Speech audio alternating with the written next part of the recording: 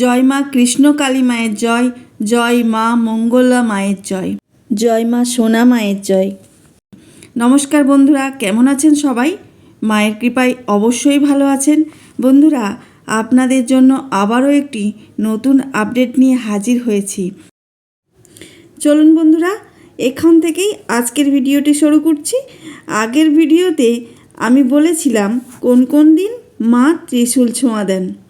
আজ আমি বলতে চলেছি কোন কোন দিন মন্দিরের দরজা বন্ধ থাকে বা মন্দিরে কোনো ভক্ত থাকেন না। সোমবার দিন যে পুজো আসে না তা নয়, আসে, অনেক পুজো আসে। আপনারা মন্দিরের সামনেই দেখতে পাচ্ছেন কত সারি পুজো রাখা হয়ে আছে। ভক্তরা পুজো রেখে গেছেন, কৃষ্ণকালী মায়ের দর্শন করে তারপরে পুজো রেখে তেনারা চলে যান। মঙ্গলা মা যে প্রত্যেক দিন একই টাইমে আসেন তা কিন্তু না, একদমই না। যেদিন যেমন সময় পান সেদিন সেই রকম টাইমেই মন্দিরে আসেন। সকালের দিকে যদি নাও আসেন তাহলে ব্রাহ্মণ দিয়ে পুজো করা হয়। মা বিকালের দিকে আসতেও পারেন বা নাও পারেন।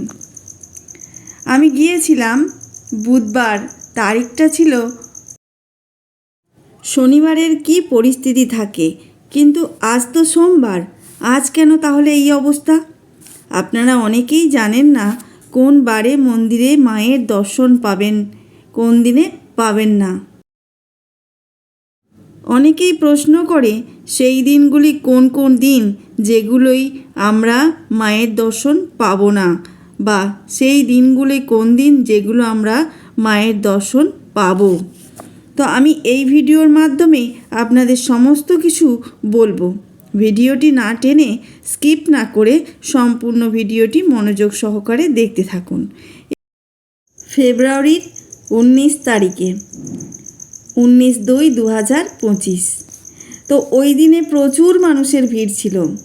আর আমরাও ওই দিনে গিয়েছিলাম, পুজোও দিয়েছিলাম। পুজো দিয়ে মনে একটা অন্যরকম শান্তি হয়েছিল। আমার শোনা কথা যে ওখানে কোনো রকম বিদ্যুৎ সংযোগ ছিল না, কিন্তু এখন অনেকটা ভালো সুবিধা হয়ে গেছে। মায়ের কাছে মন্দিরে কারেন্টেরও ব্যবস্থা হয়েছে, খুব ভালো খবর একটা। আর যে ওই যে পাঁচিল দেখতে পাচ্ছিলেন, আমি একটা পাঁচিলের ছবি দিয়েছিলাম, ওখান থেকেই মায়ের মন্দিরে ইলেকট্রিকের ব্যবস্থা হয়েছে। যে সমস্যাগুলো মায়ের মন্দিরে হতো সন্ধ্যা নামলে, তো সেগুলো আর এখন হয় না। মায়ের মন্দির অনেকটা অন্ধকারে ডুবে থাকতো যখন ওখানে ইলেকট্রিকের কোনো ব্যবস্থা ছিল না। তবে মায়ের মন্দির এখন চকচক করছে। কিছুদিন পরে মায়ের মন্দিরটাও উদ্বোধন হবে। আর এই রকম কোনো সমস্যাও নেই মায়ের মন্দিরে, এখন একদম ঠিকঠাক সাজানো গুছানো। তবে আমাদের মনে এখনও একটা আশাই রয়ে গেছে, যেটা হলো মায়ের মন্দির প্রতিষ্ঠা করা। মায়ের মন্দিরের ওখানে বাথরুমেরও ব্যবস্থা আছে।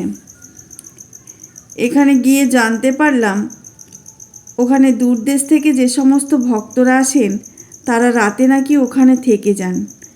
আপনারা ভাবছেন কোথায় থাকে? হ্যাঁ, এটাও একটা চিন্তার বিষয়। না, আর চিন্তা করতে হবে না। কারণ কি জানেন, কারণ ওখানে এখন রুম ভাড়া পাওয়া যায়, যেখানে আপনি থেকে সারা দিনের মঙ্গলা মায়ের পুজোর দৃশ্য নিজের চোখে দেখতে পাবেন। পরের ভিডিওতে আমি আপনাদের মন্দিরের ওখানে রুম ভাড়া এবং কোথায় সেই রুম সব কিছু তথ্য আমি জানিয়ে দেব। পরের ভিডিওর আপলোড পাওয়ার জন্য বন্ধুরা একটা কাজ আপনাদের করতে হবে, সেটা হলো আমার চ্যানেলটাকে সাবস্ক্রাইব করে বেল আইকন ক্লিক করে পাশে থাকার অনুরোধ রইল। ভিডিওটি ভালো লাগলে একটু শেয়ার করা, ভালো কমেন্ট করা আর একটু লাইক করে দেবেন।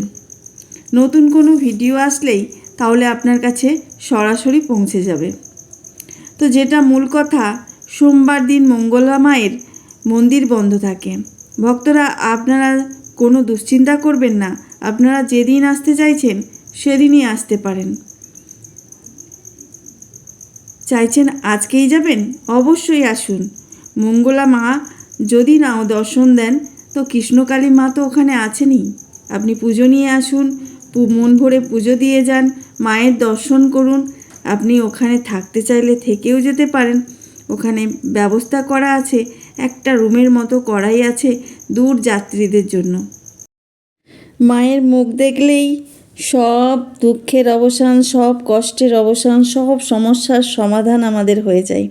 তো যদি সম্ভব হয় অবশ্যই মায়ের দর্শন করে যান।